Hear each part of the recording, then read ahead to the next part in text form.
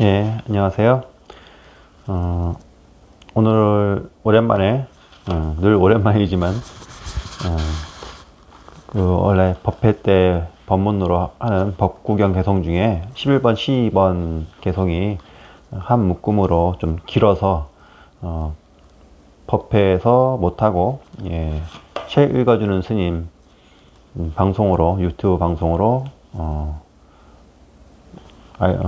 읽어드리려고 해요.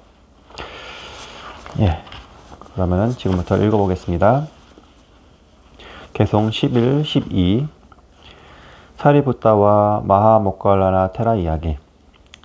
부처님께서 웰루아나 수도원에 계시던 어느 때, 웰루아나는 이제 마가다국에 있는 빈비사라 왕이 부처님께 시주한 사원을 얘기하는데, 우리말로는 중림정사죠. 최초의 사원. 중림정사라고 해요. 그리고 기원정사는 코살라국의 장자와 또 기타 태자가 시주했다 해서 기원정사라고도 하죠. 급고덕원 장자와 기타 태자 해가지고 기타 태자의 기자와 급고덕원 장자 할 때 원을 합성해가지고 기원정사라고 코살라국에 있는 사원을 기원정사라 하고 최초의 사원은 중림정사라고 합니다. 웰루아나 수도원에 계시던 어느 때 부처님의 으뜸 가는 두 제자인 사리부타와 마하모갈라나 마하테라 그리고 그들의 과거 스승이었던 산자야와 관련하여 개송 11번과 12번을 설법하셨다. 우리나라 말로는 사리부타는 사리불, 마하모갈라나는 목련존자를 이야기하죠. 예. 라자가하 근처의 작은 지방에 우빠티사와 꼴리따라는 이름을 가진 두 개의 마을이 이웃에 나란히 자리 잡고 있었다. 우빠티사와 꼴리따는 여기서 사리불가 그리고 목련존자의 이름으로도 쓰이기도 해요. 어느 때 우빠티사 마을의 브라흐민 부인 루빠사리가 아기를 가졌는데 공교롭게도 이웃 꼴리따 마을에 사는 꼴리따 부인 역시 아기를 가졌다. 이들 두 집안은 7대 선조 때부터 친형제처럼 지내오던 다정한 사이여서 굳은 일이든 좋은 일이든 모두 터놓고 상의해 오고 있었다. 그래서 이번 경사의 경우에도 서로 간 임신 소식을 알게 되어 서로 돕는 가운데 10달이 지나갔다. 마침내 아기들이 태어났는데 둘 다 사내였다. 아기들의 이름을 짓게 되는 날 루빠사리 부인의 아기는 우빠티사 마을에서 태어났다 하여 우빠티사, 꼴리따 부인에게서 태어난 아기도 태어난 마을 이름을 따서 꼴리따라고 정해졌다. 그들 두 아기는 씩씩한 소년들로 자랐으며 당시의 최고급 학문을 모두 섭렵했다. 과학, 자연, 문학 등등 소년 우빠티사는 가끔씩 집에서 가까운 강둑에 나가 시원한 공기를 마시며 생각에 잠기곤 했다. 그럴 때면 500명이나 되는 어린아이들이 우빠티사를 따라다녔다. 그들은 우빠티사를 매우 존경했기 때문이었다. 그런 사정은 꼴리따의 경우도 마찬가지였다. 꼴리따에게도 언제나 500명의 어린아이들이 따라다녔다. 그래서 그들 두 소년이 만날 때에는 1000명이나 되는 많은 어린아이들이 구름대처럼 뒤따라 참으로 엄청난 장관을 이루는 것이었다. 그러던 어느 때 라자가의 축제의 계절이 왔다. 매년 이때가 되면 라자가의 젊은 남녀들은 이 축제에 참석하기 위해서 여러 곳으로부터 모여들곤 했다. 이들 두 젊은이들 또한 예년과 다름없이 그 축제에 참석했는데 이들을 위해서 2대의 수레가 따로 준비되었다. 그 수레는 매우 화려하게 장식되었기 때문에 그들이 탄 수레가 거리를 지날 때에는 수많은 사람들이 그것을 바라보며 감탄하는 것이었다. 우빠티사와 꼴리따는 언제나 그랬듯이 이날 축제 때에도 함께 있으면서 기쁨과 즐거움을 나누고 있었다. 그 축제 가운데에는 수행자들에게 음식을 바치는 한편 널리 많은 사람들과 나누어 먹는 행사가 있었다. 그런데 이제는 완전히 성숙하여 사물을 깊이 있게 통찰할 수 있는 나이가 된 이들 두 사람은 축제의 여러 가지 놀이나 우스운 행사들을 보아도 아무런 흥이 나지 않는 것이었다. 그들은 이제 울어야 할 때 울음이 나오지 않았고 웃어야 할 때 웃음이 나오지 않았다. 웬일인지 모든 것이 무의미하고 덧없어 보이는 것이었다. 그들 두 젊은이는 그때 높은 언덕 위에 올라가 사람들과는 따로 떨어져 앉아 있었다. 내려다 보이는 저 아래에서 많은 사람들이 노래하고 춤추면서 즐거운 듯이 이리저리 뛰고 있었다. 그러나 그들은 그런 광경을 보면서 누가 먼저랄 것도 없이 이렇게 생각했다. 지금 내가 보고 있는 저 광경은 과연 무엇을 뜻하는가? 아, 불과 100년도 지나지 못하여 저 밑에서 춤추고 노래하는 사람들은 모두 다 이 땅 위에서 사라져 아무도 남지 않게 될 것이다. 이는 실로 무서운 일이다. 그러므로 나는 이제 해탈의 길을 찾아서 떠나지 않으면 안 된다. 그러던 중 꼴리따가 우빠티사에게 말을 걸었다. 벗이여, 그대는 지난해의 축제 때처럼 즐거워하지 않는구나. 그대는 지금 아주 우울한 표정을 짓고 있는데 도대체 무슨 생각을 하고 있는가? 우빠티사가 대답했다. 벗 꼴리따여, 나는 지금 깊은 생각에 잠겨 있었다. 무릇 세상사에 있어서 만족은 오래가지 않는 법이라고 나는 생각한다. 나는 저기서 춤추고 노래 부르는 사람들을 바라보며 이와 같이 사는 세상사가 과연 무슨 의미가 있는지 묻고 있었다. 그런 나머지 나는 이런 인생의 무의미로부터 벗어나 진정한 해탈을 성취하지 않으면 안 된다고 생각하게 되었다. 그런데 벗이여, 그대 또한 내가 보기에는 매우 침울한 표정을 짓고 있었는데 그대는 무슨 생각을 하고 있었는가? 그러자 꼴리따는 우빠티사가 자기에게 한 것과 같은 말로 대답했다. 그리하여 두 사람은 서로 간 너무나 유사한 생각을 한 것을 발견하고는 참으로 희유한 일이로구나. 우리 두 사람이 똑같은 생각을 하였으니 자, 이제 우리는 해탈의 길을 찾아 나서자. 우리 함께 집을 떠나자. 그렇게 되어 두 사람은 집을 떠날 것을 결심했는데 어떤 스승을 따를 것인가는 정하지 못하고 있었다. 그런데 그때 마침 당시 많은 제자들을 가르치고 있던 수행자인 산자야가 제자들과 함께 라자가하성 안으로 들어오고 있었다. 그것을 보고 우빠티사가 꼴리따에게 말하였다. 우리는 저 산자야를 따라 그의 제자가 되어 수행하기로 하자. 그리하여 그들은 자기들을 따르는 각각 500명의 추종자들은 물론 화려하게 장식된 수레를 집으로 되돌려 보내고 그 즉시 가정을 떠나 산자야의 수행단체에 들어가 그의 제자가 되었다. 여기서 잠깐 쉬었다가 하면은 지금 부처님도 그러셨고 지금 우빠티사는 사리불이고 꼴리따는 목련존자인데 이 두 사람도 축제 지금도 축제 많이 하잖아요.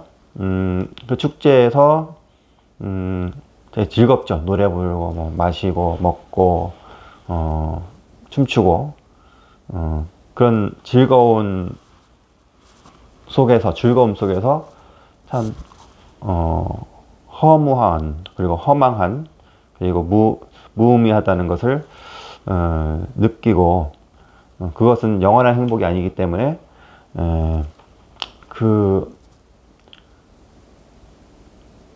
어떻게 보면 되게 뭐라고 표현해야 될까요? 지금 이 유튜브를 보고 계시는 분들은 그 재미있는 삶 아닌가 그러잖아요. 뭐 결혼 생활도 한 번쯤 결혼 생활을 한번 해보고 자기 자식도 가져보고 또 그게 뭐 즐거움 속에서 사는 것도 좋지 않느냐라고 하지만 그것은 잠시 잠깐뿐이고 고뇌 그리고 덧없음 그런 시간들이 더 많겠죠.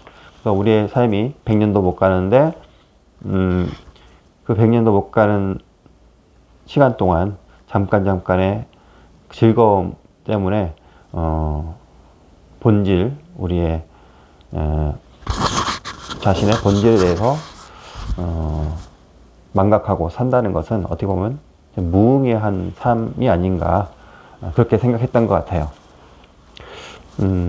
저에게 최근에 이제 사람들을 좀 많이 만나면서 이제 출가한 연유에 대해서 막 궁금해하고 묻는 사람들이 있는데 저 또한 출가 전에 출가와 그리고 사회생활을 계속하는 것에 대해서 많이 생각해 봤는데 결혼해서 산다는 것이 그렇게 행복만 있는 건 아니었던 것 같아요. 제 생각에는. 그래서 출가를 하게 되었고 출가해서 참 마음이 많이 편안해지고 참 저 나름대로는 행복한 삶을 살고 있다라고 생각해요. 그리고 아주 탁월한 선택이었다고 늘 자신만만하게 얘기하고 있는데 뭐 사람마다 다 다르겠지만은 이런 부처님도 그러시고 또 사리불가 목련존자도 그런 마음에서 수행의 길로 나아간 것 같습니다. 예, 이어서 읽을게요.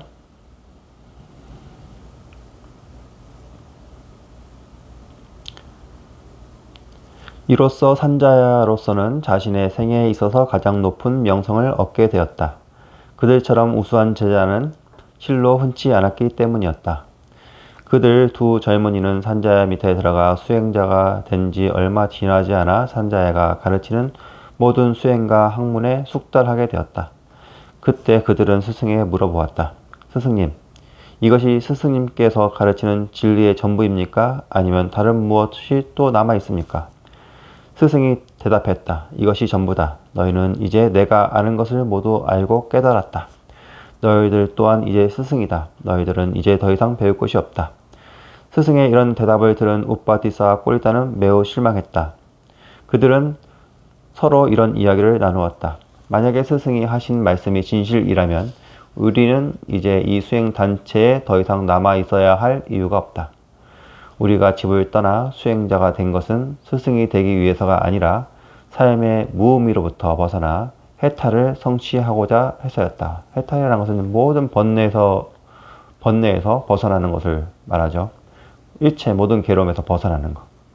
그런데 이제 사리불과 목련존자는 이 산자야라는 스승 밑에서 모든 공부를 마쳤지만은 완전한 괴로움에서 벗어나지 못했다는 것을 알고 있었던 거고, 부처님도 두 분의 스승이 있었죠. 알라라깔라마와 또 한 분이 지금 생각이 안 나는데 그 두 분의 스승 밑에서 그 경지까지 다 올라갔는데 최고의 깨달음이 아니라고 판단하시고 이제 홀로 고행의 길을 나섰죠. 이어서 읽을게요. 그런데 이제 우리는 스승이 알고 깨달은 모든 것을 배워 그것에 통달했지만 우리 마음은 아직 해탈에 이르지 못하고 있다. 이 스승으로부터는 우리가 원하는 것을 얻을 수가 없구나. 그러나 사바세계는 넓고 사람 또한 헤아릴 수 없이 많다. 그러므로 우리는 마을과 마을, 시장과 시장들을 여행하면서 새로운 스승을 찾아보자. 아마도 우리는 해탈의 길을 올바르게 가르쳐 주실 스승을 만나게 될 것이다. 지금 자기가 모시고 있는 스승으로부터 더 이상 배울 것이 없으니까 또 다른 스승을 찾아 나서죠. 또 간혹 이런 말을 많이 들어요. 참 덕 높으신 스승 그리고 훌륭한 스승을 만나고 싶다. 근데 만나고 싶은 마음은 있는데 찾진 않아요. 그런 스승이 내 앞에 그냥 자동적으로 와서 자기의 스승이 되길 바라는 분들이 많은 것 같아요. 근데 스승은 그 제자 되는 사람이 스승을 찾고자 해야지 그 스승이 눈에 보이겠죠. 찾으려는 마음 없이 그냥 그런 스승이 있으면 좋겠다. 생각 가지고만은 스승은 나타나지 않아요. 자기가 스승을 찾으려고 노력을 해야지만 스승이 보여지겠죠. 그래서 이제 뭐 요즘 뭐 유튜브로도 뭐 저 말고요, 유튜브로도 많은 스승들이 괜찮은 훌륭한 스승들이 많이 있어요. 그러니까 유튜브에서도 한번 찾아보시고. 근데 또 유튜브에 있는 분들이 또 다 모든 사람들의 마음에 맞는 거 아니거든요. 거기 없으면 또 여러 절들이나 아니면 소문을 따라서 이렇게 스승을 찾아서 공부하는 그런 자세가 더 좋은 것 같습니다. 그래서 그들은 산자를 떠나서 온 세상을 헤매며 떠돌아다녔다. 그들은 어느 곳이든 스승이 있다는 소식을 들으면 곧바로 그곳으로 달려가 가르침을 받았다. 그들이 찾은 스승 중에는 출가한 수행자도 있었고 혹은 속인들도 있었다. 또 그들은 그런 여행 중에 상대방의 질문을 받게 되면 그에 대하여 대답해 주기도 했는데 일단 토론이 벌어지면 그들을 당해내는 사람이 없었다. 이 같은 방법으로 그들은 이 세상을 샅샅이 돌아다녔지만 그들을 만족시켜줄 스승을 끝내 찾아낼 수가 없었다. 그리하여 그들 두 사람은 마침내 집으로 되돌아오고 말았다. 그때 우빠티사가 꼴리따에게 말했다. 꼴리따여, 우리 둘 사이에 이런 약속을 하자. 누구든지 먼저 죽음을 초월하는 진리를 만나거든 지체하지 말고 서로가 알려주기로. 이에 꼴리따도 동의하여 그들은 약속을 간직한 채 각기 자기 집으로 돌아갔던 것이다. 그러는 동안에 부처님께서는 깨달음을 성취하시고 사르나트의 사슴동산에서 첫 설법을 하셨으며 시간이 지남에 따라 많은 제자들을 거느리시게 되었다. 그 즈음 부처님께서는 초기 제자들로 하여금 전법을 떠나게 하시고 당신께서도 붓다가에 오시어 우르벨라 까사파 삼형제를 제자로 삼으셨다. 까사파 삼형제는 가섭 삼형제라고 하는데 용을 섬기는 형제예요. 그래서 이 삼형제에게는 총 큰형이 500명의 제자, 그리고 둘째가 300명, 그리고 셋째가 200명의 제자가 있었어요. 총 1000명의 제자가 있었는데 그 용을 섬기는 그 용을 부처님께서 이제 제어하시고 그런 것을 보고 이 삼형제의 모든 제자들이 부처님을 따라서 제자가 되었다고 해요. 그래서 1000명의 제자가 생긴 거죠. 그런 다음 마가다국의 빈비사라 왕으로부터 웰루아나 수도원을 기증받으셨다. 중림정사죠. 그때 부처님의 최초의 제자 5사람, 오비구 가운데 막내격인 아사지 비쿠는 부처님과 여행을 같이 하면서 웰루아나 수도원에 도착하여 숙소를 정하고 아침 일찍이 라자가 시내로 탁발을 나갔다. 바로 이때 우빠티사는 아침 일찍이 일어나 암자에서 수행하는 수행자들을 찾아보기 위해서 라자가 시내를 걷다가 아사지 비쿠를 만나게 되었다. 우빠티사는 아사지 비구가 탁발을 하기 위해 점잖고 위엄있게 자신의 정신을 걸음걸이에 잘 집중 밀착시키면서 흔들림 없는 태도로 걸어가는 것을 유심히 바라보고 큰 감동을 받았다. 이것을 이제 호시우보라고 하나? 일단 소처럼 천천히 걷고 호랑이 눈빛을 하고 이거 좀 안 맞는 걸 수도 있는데 탁발을 할 때 그냥 밥을 얻으려고 그냥 막 걸어가는 것이 아니라 입바사나 걸으면서 온몸의 감각을 알아차림하면서 몸 관찰을 하면서 걸어가는 거예요. 몸 관찰을 하려면 빨리 걷는 것이 아니라 천천히 걸으면서 동작 하나하나에 집중하면서 그리고 몸의 감각을 살피면서 걷겠죠. 그런 모습이 우빠티사, 그러니까 사리불에게는 되게 참 신선하게 다가온 거예요.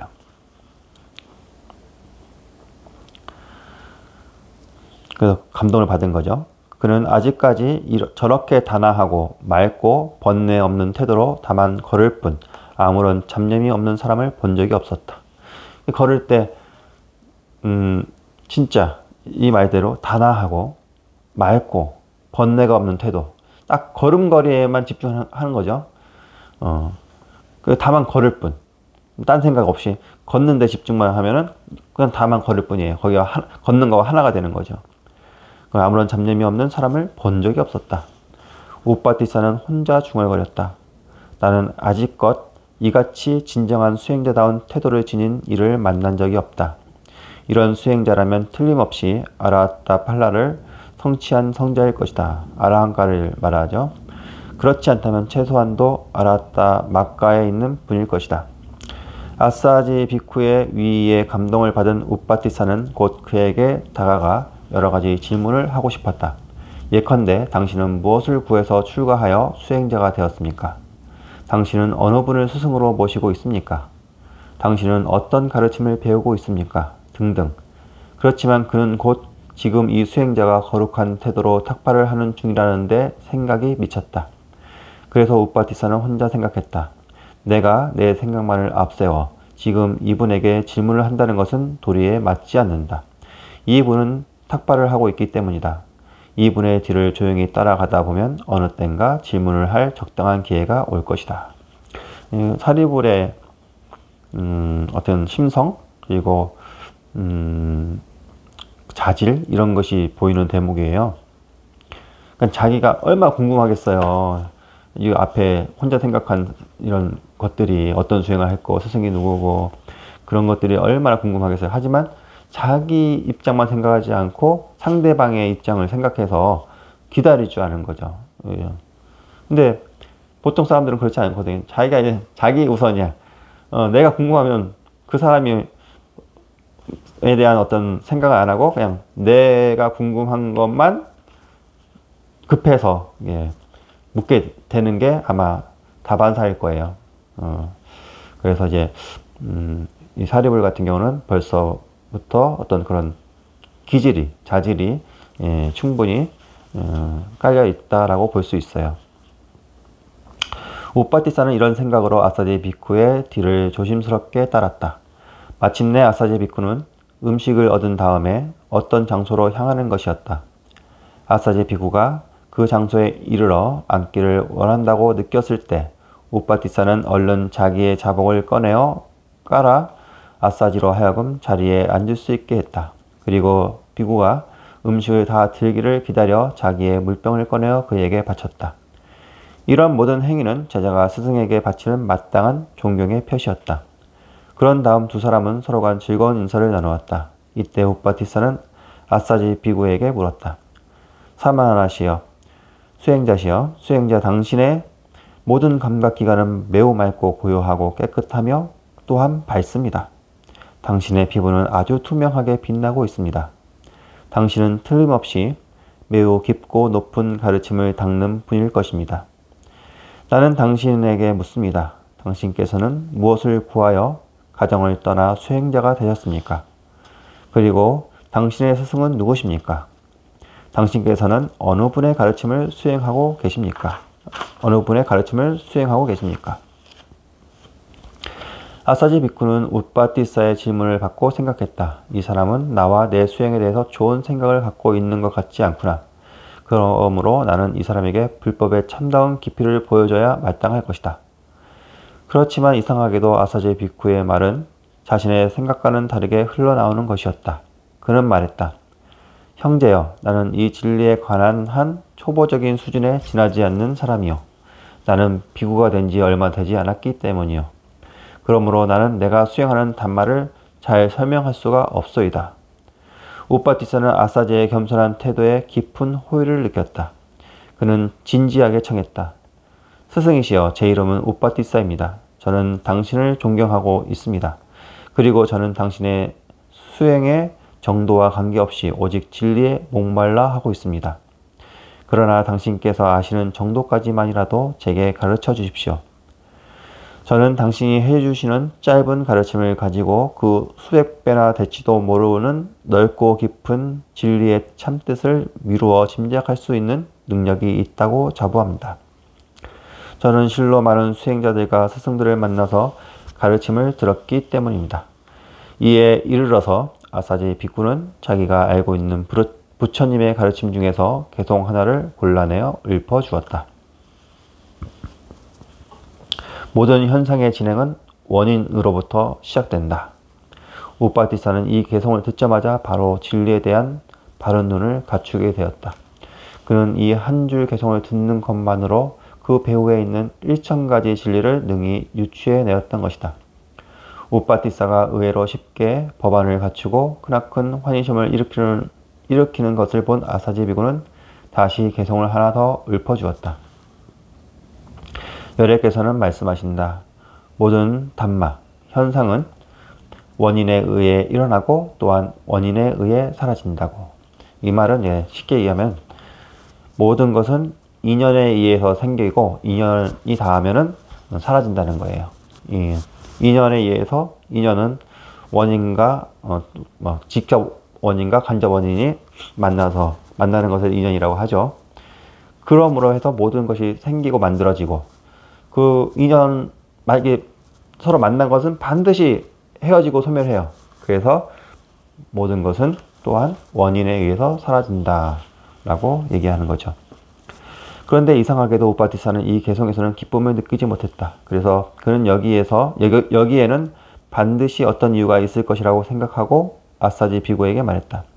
제게는 이 정도로 충분합니다. 더 이상 말씀하지 마십시오. 다만 한 가지 묻고 싶은 것이 있습니다.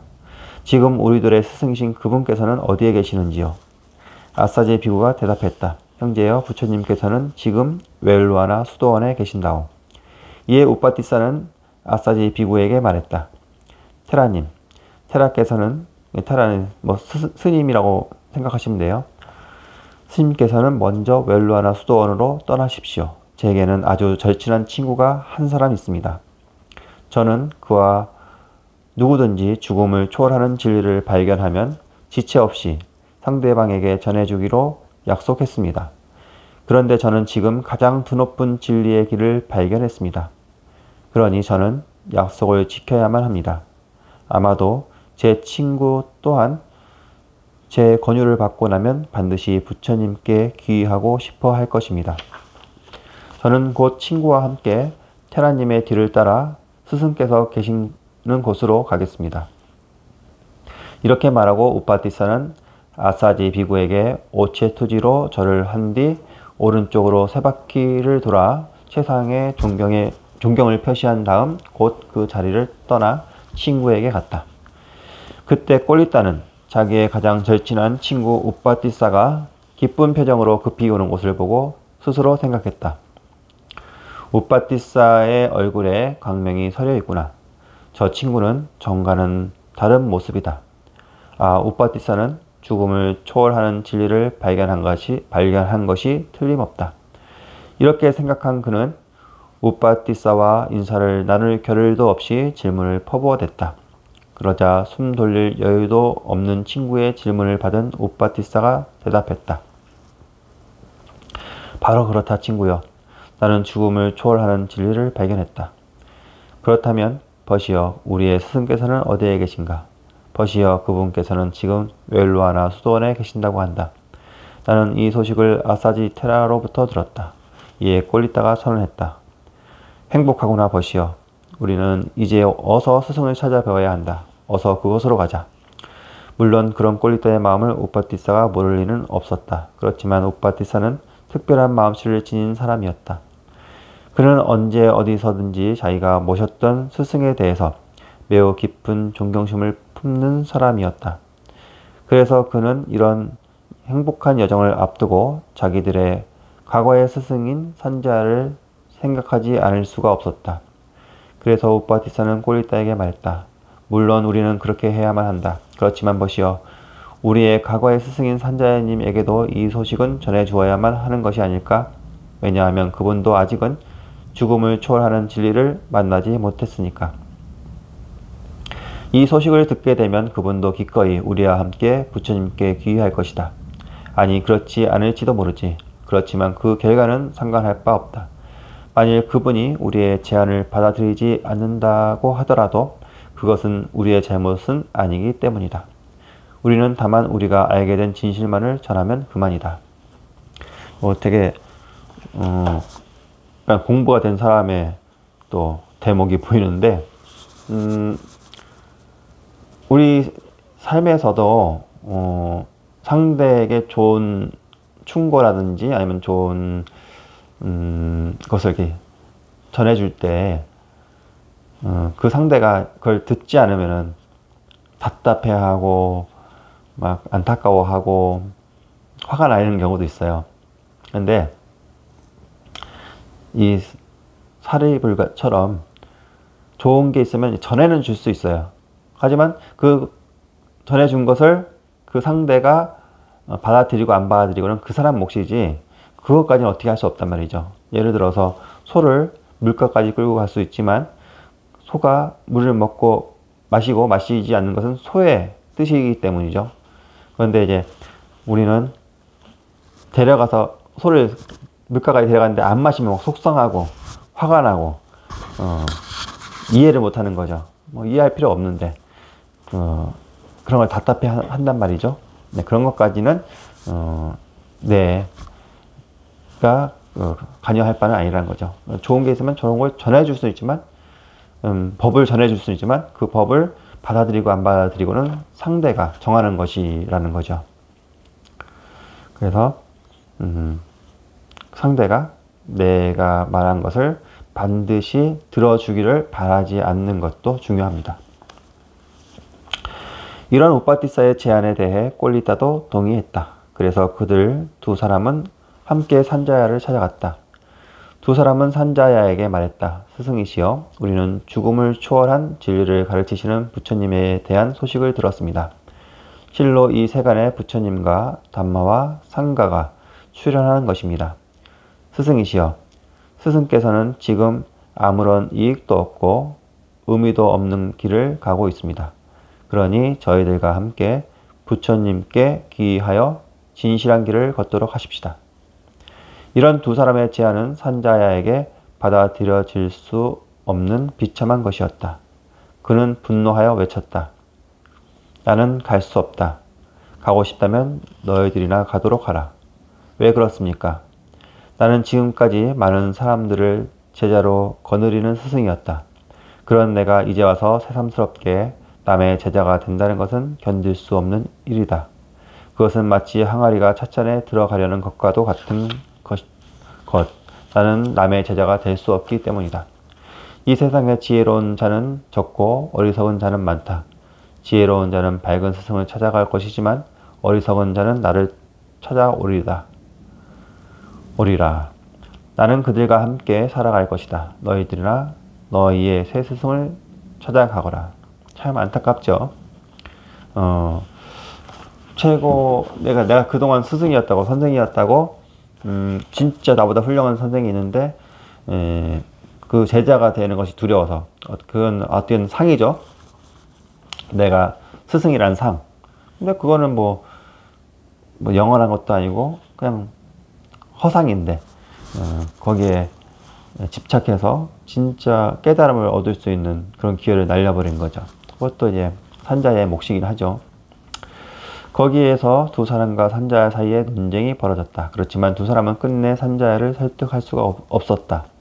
그래서 두 사람은 산자야를 떠나 웰루아나 수도원으로 향했다. 이때 산자야와 두 사람 사이의 논쟁을 지켜본 산자야의 많은 제자들은 우빠티사와 꼴리따를 따라 산자야를 떠나고 말았다. 그들은 두 사람의 태도가 진리를 추구하는 사람으로서 합당한 것이라고 생각했고 대신 두 사람의 진리를 구하는 안목과 성실성을 존경하고 있었기 때문이었다. 이렇게 하여 500명이나 되던 산자야의 제자 가운데 250명은 우빠티사를, 나머지 250명은 꼴리따를 따라가 버리고 자기 수행 장소가 텅 비게 되자 산자야는 피를 토하며 쓰러졌다. 그렇지만 그들 500명 중에서 250명은 다시 산자야에게 돌아가고 나머지 250명만 이 두 사람과 함께 웰루아나에 도착했다. 그때 부처님께서는 사부대중을 모아놓고 설법을 하고 계셨다. 부처님께서는 설법을 하시다가 멀리서 우빠티사와 꼴리따가 많은 사람들과 함께 오고 있는 것을 보시고 이렇게 말씀하셨다. 비구들이여, 저기에 우빠티사와 꼴리따가 오고 있구나. 그들은 머지않아 열의 양팔과도 같은 으뜸가는 제자가 될 것이니라. 두 사람은 많은 수행자와 함께 부처님 앞에 도착하여 엎드려 존경의 예를 올리고는 옆에 마련된 자리에 앉았다. 그리고는 곧 부처님께 자신들을 제자로 받아주실 것을 정했다. 부처님께서 말씀하셨다. 오라 비구여, 단마는 잘 설해졌느니라. 이제 그대들은 성스러운 생활을 하면서 모든 두카를 없애고, 두카는 괴로움, 고통을 말해요. 일체 윤회의 까르마를 멈추도록 하여라. 까르마는 업, 윤회의 업을 멈추도록 하여라. 그리하여 그들은 곧 비구가 되었는데 마치 100년 동안 비구로서 생활하기라도 한 것처럼 능숙해 보이는 것이었다. 이렇게 비구가 된 뒤 우빠티사는 사리푸타로, 꼴리따는 마하모칼라나로 불리었다. 마하모칼라나는 비구가 된 다음에 마가다국의 깔라왈라라는 도시에서 자선 수행을 시작했다. 그러던 중 1회째가 되던 날 그는 졸음에 직면하여 고통을 겪었다. 그가 그러고 있을 때 부처님께서 그를 졸음에서 벗어나게끔 도와주셨는데, 그런 다음부터 모칼라나는 머리를 흔들고 혼침과 망상에서 벗어나 수행에 일념으로 집중할 수가 있었다. 모칼라나는 부처님께서 가르쳐 주신 대로 몸의 4가지 구성 요소와 몸과 마음의 5가지 모임의 현상을 깊이 관찰했다. 몸의 4가지 구성 요소는 사대를 얘기하죠. 지수화풍. 그리고 몸과 마음의 5가지 모임은 오온을 얘기하죠. 색수상행식의 현상을 깊이 관찰했다. 그 색수상행식은 이제 반야심경에도 나오죠. 색은 물질을 얘기하고 수상행식은 정신적 요소를 얘기해요. 그 현상을 깊이 관찰한 거예요. 몸과 마음을 깊이 관찰했다. 그리하여 그는 일념이 집중된 삼매를 체험할 수 있었고 마침내 아라하타 팔라를 성취하여 일체의 고뇌로부터 벗어났을 뿐만 아니라 신통력까지 갖추었다. 그것은 실로 그가 비구가 된 지 1회 만의 일이었다. 한편 사리부타는 부처님을 모시고 수행했다. 그때 부처님께서는 라자가 근처에 있는 석굴인 숫가라카타에 계셨다. 그러던 중 사리푸타의 조카인 디가나카 비쿠가 웨다나 파리카하 숫다를 경전을 독송하는 소리를 듣고는 그 경전의 의미를 자기의 마음에 응용하여 삼매를 얻어 마침내 깨달음을 성취했다. 그것은 그가 비구가 된 지 10나흘 만의 일이었다. 확실히 사리푸타 테라는 위대한 지혜를 지닌 성자 중의 대성자였다. 그런데 그는 왜 모칼라나보다 이래가 많은 10나흘이 걸려서 깨달음을 성취할 수밖에 없었던가? 그것은 먼 길을 갈 사람에게는 더 많은 준비가 필요하기 때문이었다. 예를 들면 왕이 행차를 할 때에는 평민이 여행을 준비하는 것보다 더 많은 준비가 필요한 것과도 같은 이치이다. 사리푸타 마하테라는 그 후 부처님께서 거룩한 인멸을 보이시기 2해 전까지 승단의 가장 훌륭한 제자로서 많은 일을 해내었으니 더 많은 준비 기간이 필요한 것도 실로 당연한 일이라 할 만했다. 사리푸타 마하모칼라나가 승단에 들어오던 날 부처님께서는 제자들을 모두 웰루아나로 부르시어 그들을 으뜸가는 제자로 선언하시었다. 그런데 많은 비구들이 이를 유쾌하지 않게 생각했다. 그들은 이렇게 생각했던 것이다. 이것은 치우친 결정이다. 부처님께서는 이렇게 중요한 문제에 편견을 가지신 것 같다. 이것은 옳지 않은 일이다. 으뜸가는 제자를 세우시려면 마땅히 교단에 입교한 순서에 따라 해야 할 것이다. 최초의 5 제자 중에서 고르시든지 그들이 양보한다면 그 다음에 입교한 야사 비구나 그 밖에 54명의 비구 중에서 고르셔야 했다. 그리고 그들 또한 아무런 이의가 없다면 까사파 3형제 중에서 골라도 무방했을 것이다. 그 다음 순서는 그 밖에 다른 비구들이다. 사리푸타와 마하모칼라나는 이제 막 출가했으니 가장 마지막 차례인 것이다. 그들이 이런 생각으로 서로 의견을 나누고 있을 때 부처님께서 다가와 물으셨다. 비구들이여, 지금 무엇에 대하여 토론하고 있느냐? 비구들이 사실대로 말씀드렸다. 그러자 부처님께서는 말씀하셨다. 비구들이여, 열애는 결코 사사로운 마음에서 그들을 으뜸 제자로 삼은 것이 아니니라. 열애는 실로 공정하니라. 열애는 비구들이 전생에 어떤 서원을 세웠는지에 따라 으뜸 제자로 삼거나 삼지 않을 뿐이니라.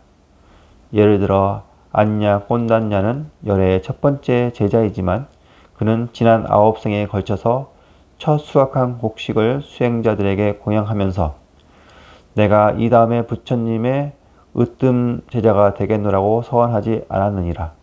그는 다만 모든 수행 가운데서 으뜸가는 경지와 붓다의 첫 번째 제자가 되겠다고 서원했을 뿐이며 그 결과 그의 서원대로 그는 맨 처음에 제자로서 열애를 만나 아라하타 팔라를 성취했느니라. 그렇다면 이들 두 비구는 어떤가? 그들은 과거 9생에 걸쳐 그들이 수확한 첫 번째 곡식을 수행자들에게 바치면서 이 다음에 부처님이 출현하시면 부처님의 으뜸가는 제자가 되겠다고 서원했느니라. 그러므로 이는 그들 스스로의 서원의 결과일 뿐 열애의 사사로운 판단은 아니니라. 사리부타와 마하모갈라나 타라는 얼마 뒤에 부처님과 많은 비구들이 있는 자리에서 그들이 진리를 찾아 헤매던 이야기를 고백해 올렸다.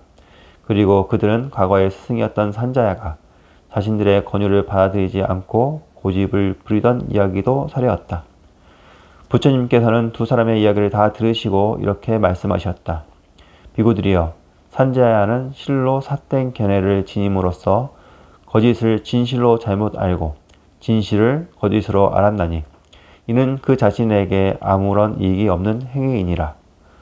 그러나 이들 두 비구는 지혜로서 올바로 판단하여 진실을 진실로 알고 받아들였으며 거짓을 거짓으로 알아버렸으나 이는 매우 현명한 일로서 마침내 번뇌를 해탈하고 깨달음을 얻어 위없는 경지를 성취한 것이니라.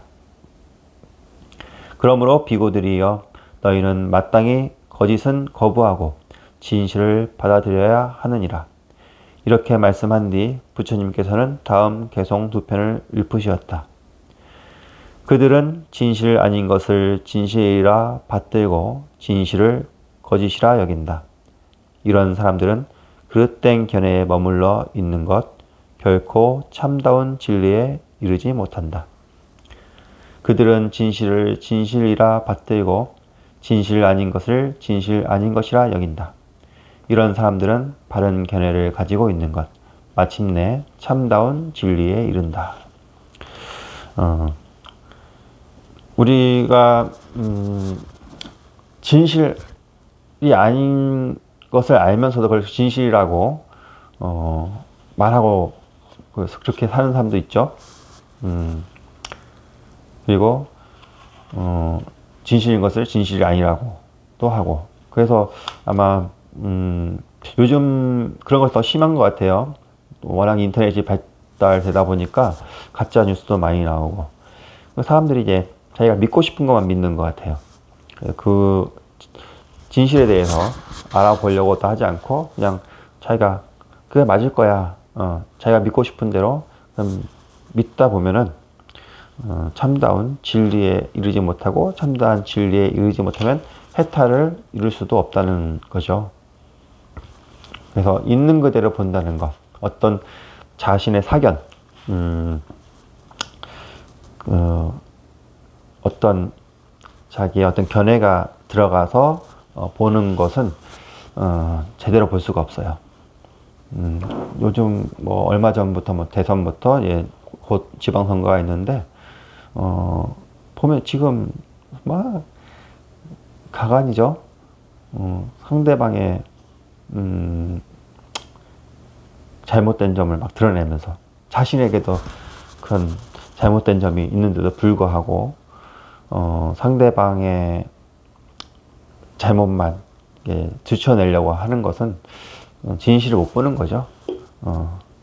뭐 똥 묻은 개가 겨 묻은 개 욕한다는 거와 다를 바 없죠. 그래서 진짜 진실 그대로 있는 그대로 뭐 잘못한 거 잘못한 대로 보고 그 잘못한 것을 보고 그래도 어느 것이